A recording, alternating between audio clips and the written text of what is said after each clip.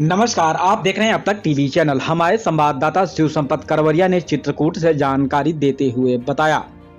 DM Chitrakoot Abhishek Anand तथा जिला पंचायत अध्यक्ष अशोक जाटव चित्रकूट की उपस्थिति में दृष्टि संस्था शंकर बाजार कारबी में 2 दिवसीय 17वां लुई ब्रेल महोत्सव 2024 का शुभारंभ लुई ब्रेल के चित्र एवं मां सरस्वती जी के चित्र पर माल्यार्पण व दीप प्रज्वलित कर ध्वजारोहण तथा मशाल जलाकर किया गया।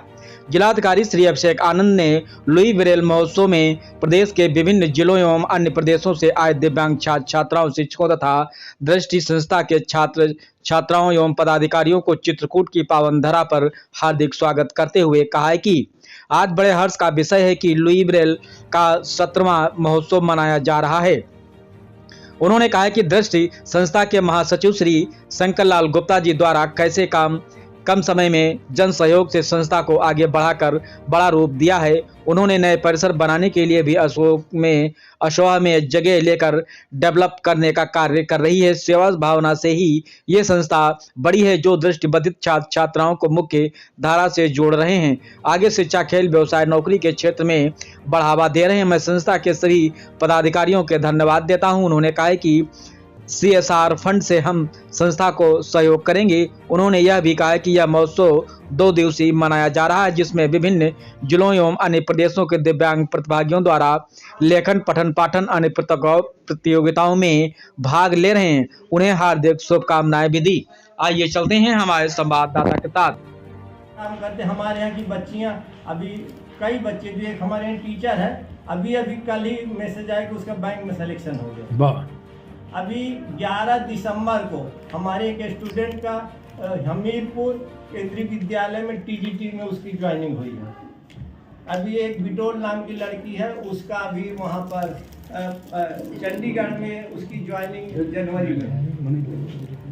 एक बालिका हमारी सतना मिठाई के डब्बे तैयार करते हैं, रॉ मटेरियल मंगाते हैं कानपुर से, और मिठाई के डब्बे तैयार। दिवाली में यह स्थिति होती है कि हम ऑर्डर नहीं पूरा कर सकते।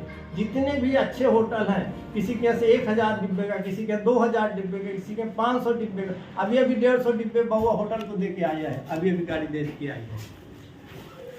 तो इस तरह हमारे, और अभी दीपावली में हमने मोमबत्ती बच्चियों ने तैयार किया, तो इतनी बनाई कि मतलब खत्म हो गई। मतलब दीपावली में सारी मोमबत्ती 25,000 रुपए की। मैं संक्षेप में अपनी बात कहूँ कि हमारी दृष्टि संस्था का जो उद्देश्य है, दृष्टिहीन बालिकाओं का कैसे सर्वांगीण विकास हो, इस बारे में हम लोग बराबर सोचते रहते हैं कि उनको कैसे आगे बढ़ाया जा सकता है, और आपस में एक सामूहिक निर्णय लेके उनको आगे बढ़ाने में जहाँ तक हमारे प्रयास हो सकते हैं, अपने क्षमता से ज़्यादा हम उनको पूरा करने का पूरा प्रयास करते हैं, ताकि वो आगे चल के बन के कुछ बने, दृष्टि संस्था का नाम रोशन करे, अपने घर परिवार का नाम रोशन करे, और एक उनका एक जीवन जो है वो खुशियों से भरा बन जाए। ये हमारा पूरा प्रयास है। जिनको सम्मानित है उनके द्वारा बड़ा सा केक काटा जाएगा और उनका बर्थडे गीत गाया जाएगा।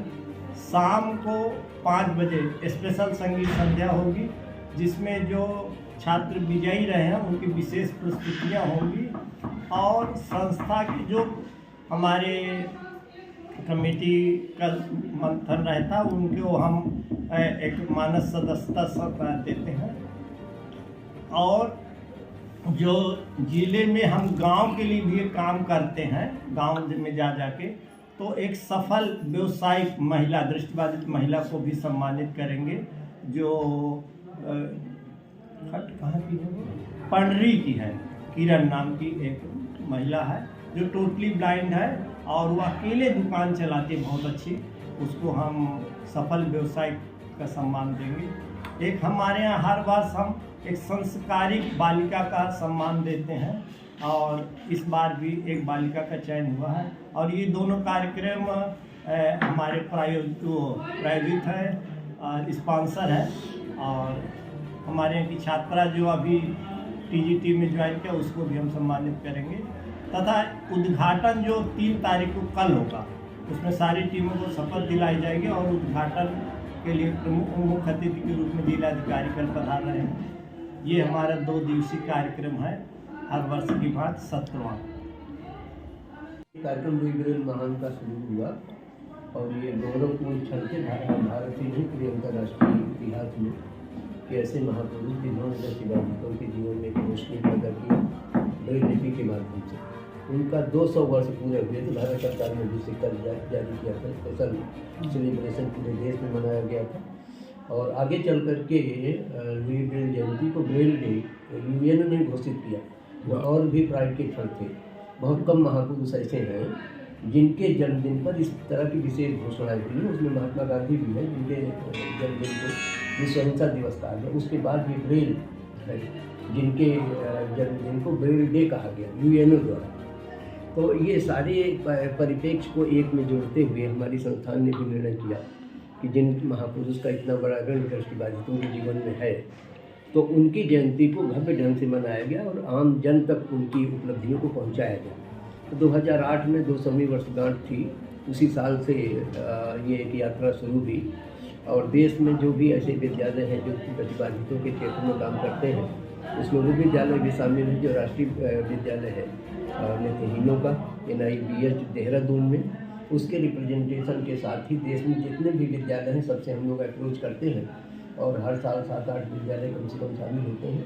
उनके बीच में तरह तरह के, एक तो ब्रेल लेखन और पाठन का कंपटीशन अलग ढंग से होता है हमारा, जो आधार है जिस आधार पर आगे बढ़ कर के नींव खड़ी होती है दृष्टिबाधितों की शिक्षा का, उसके प्रशिक्षण होते हैं। उसके बाद जैसा कि आप लोग जानते हैं कि गीत और संगीत का एक बहुत ही प्राकृतिक गुण दृष्टिबाधितों में पाया जाता है।